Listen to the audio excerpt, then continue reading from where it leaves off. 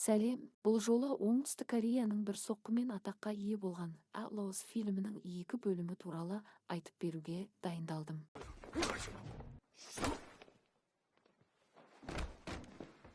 Фильм Вьетнамда басталады. Бір бай отбасының ерке ұлы кеше ғана танысқан ағасымен бірге жұмыс туралы сөйлесіп жатқан сәттен басталады.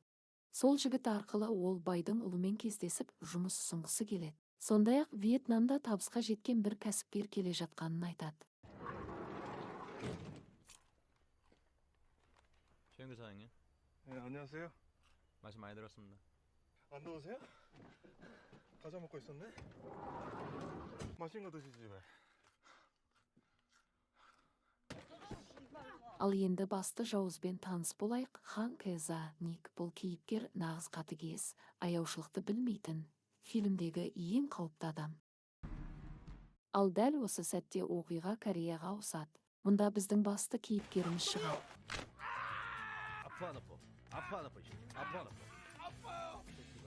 Осы кезде Вьетнамдағы Корея елшілігіне қылмыскерлер аяқ астынан келіп, жасаған қылмысын мойнына алады. Соларды елге жеткізу тапсырмасына кім баратынын өзара талқылайды.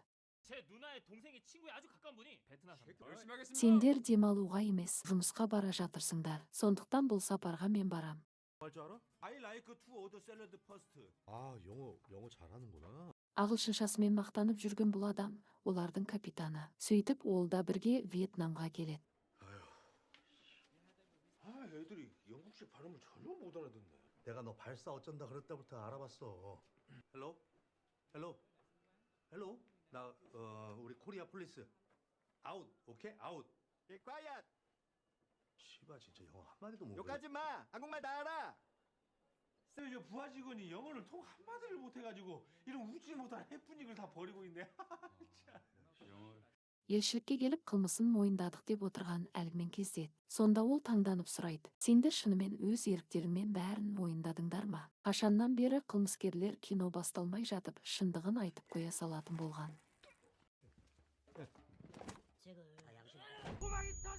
Біздің кейіпкер оны біраз қыспақ қалып, ақыры шындықты мойындатқызады.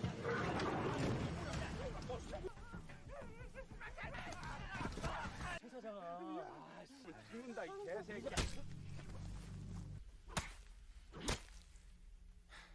죽은 거야?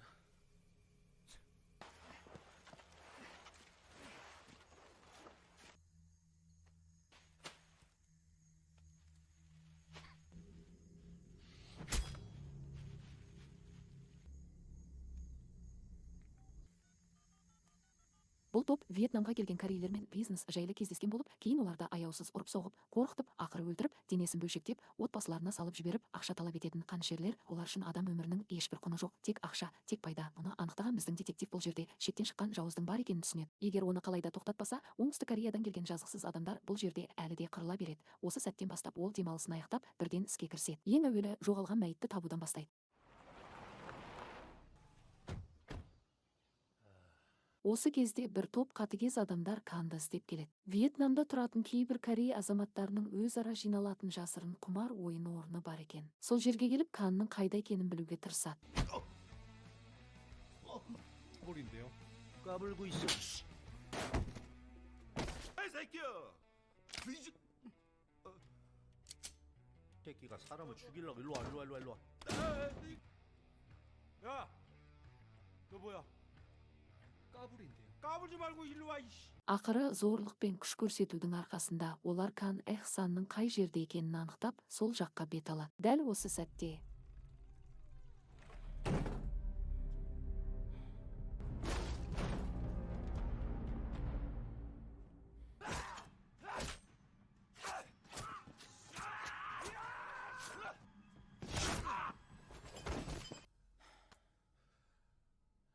누가 보냈어? 저 강혜상입니다. 내 돈 왜 가져갔어? 다시 보내. 아니면 내가 한국 갑니다. 매너가 족간. фильмнің басында шыққан бұл адам Оңтүстік Кореядағы асабай отбасының жалғыз ұлы болған. Ол ұлының өлгенін естіген сәтте полицияға сенбей, өзі кек алу үшін Қытайдан жалдамалы кісі өлтірушілерді жібереді. Міне, солар 몇 명이 죽은 거야? 찾았다 최영기.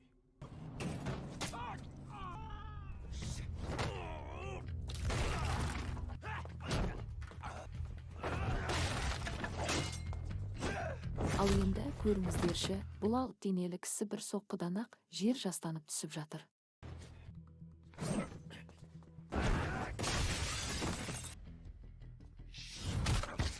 Осыншама көп мәйітпен кісі өлімінен кейін Вьетнам полициясы біздің екі кейіпкерді Оңтүстік Кореяға мәжбүрлеп кері қайтаруға шешім қабылдайды.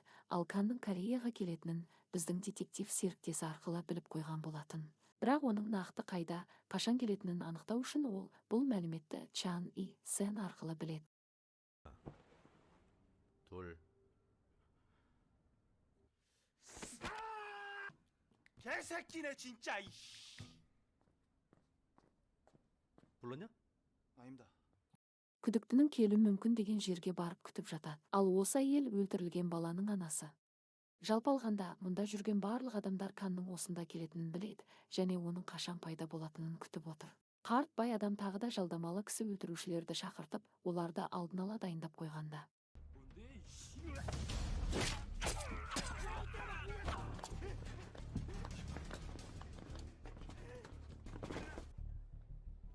지금 내려가.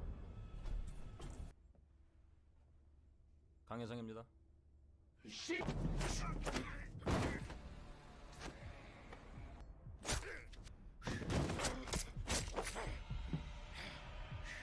Мен Кореяға барамын деп айтқан болатынмын деп байды кепілге алған сәті. 오랜만이야. Кепілдегі адамды ертең $2 миллион айырбастаймыз деп, оның саусағын кескен видео жазып жіберген. Ол видеоны әйелі полицияға апарып көмек сұрайды. Қылмыскерді ұстау және қамалған адамды құтқару үшін бірге жұмыс істейді. 내가 어떻게 하면 되죠? 야, 조용히 좀 해. 바로 준다. 아줌마는 시원시원하네. Сосын кепілге алынған адамды алу үшін келіссөзге келіседі. Ал жүргізуші ретінде біздің мына жігіт. Әрине, артынан біздің адамдар жасырын түрде ілесіп отырады. Бірақ олар мүлде күтпеген жерге әдейі алып келуін талап етеді, айналдырып, шатастырып жібереді. Осы кезде Кан тығылуы мүмкін орындарды тінтіп жүрген полицейлер оны тауып алады. Кан амалсыз кепілдегі адамын тастап қашып кетеді. Осылайша кепілдегі адамның қауіпсіз екеніне көз жеткізген полицейлер екі қылмыскерді ұстау үшін соңдарынан қуады.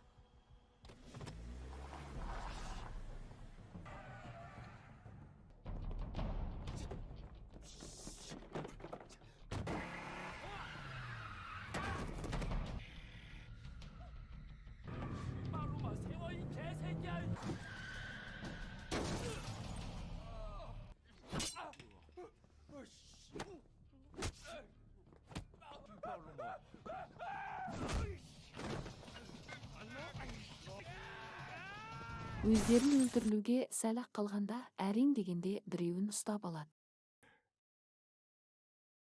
Ал екіншісі күндіз үлкен дүкенде әпкені пышақпен қуады. Қалмай қуып жүріп, әйтеуір әрең ұстай бергенде.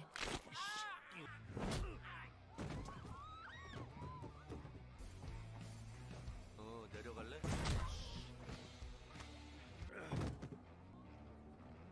아 이거 가져가. Кан, әрине, ақшаның соңынан келеді, бірақ жүргізушіні қуып ұстай алмай, қолдан шығарып алады.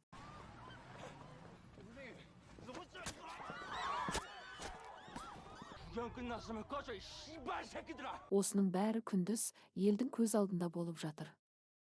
Ал осы сәтте ақша қайда қалды дейсіз бе? Ақшаны алып Кореядан кетпек болғанын білген Кан, Кореяға заңсыз адамдарды кіргізіп шығарып тұратын кеме жанына келіп, оны күтіп тұрады. 너네 누군지 아니? 야, 잠깐. 오지 말라고, 야, 다가오지 말라고, 이 씨발 새끼야. Өзін Корея бойынша іздеу салып жатқандықтан автобусқа мініп, халықтың арасына сіңіп кетіп қашпақшы болады.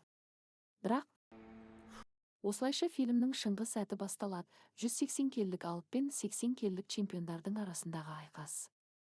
5대5로 나눌까? 누가 5야?